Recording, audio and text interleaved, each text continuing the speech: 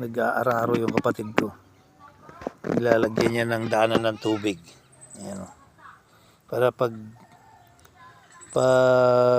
diniligan, dyan na padaan yung tubig. Hanggang doon sa dulo. Nandun siya, nag-aararo doon. Ayun. Makikita natin mamaya pagdating. Sa amin din to. Maliliit pa.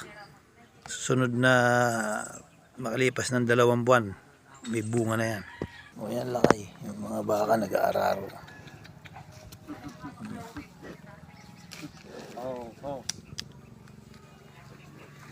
Yan ang ginagawa sa mais para malagyan ng ganyan, pinakadaanan ng tubig.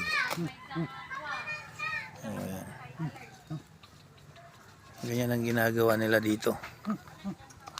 Yan ang mga mais.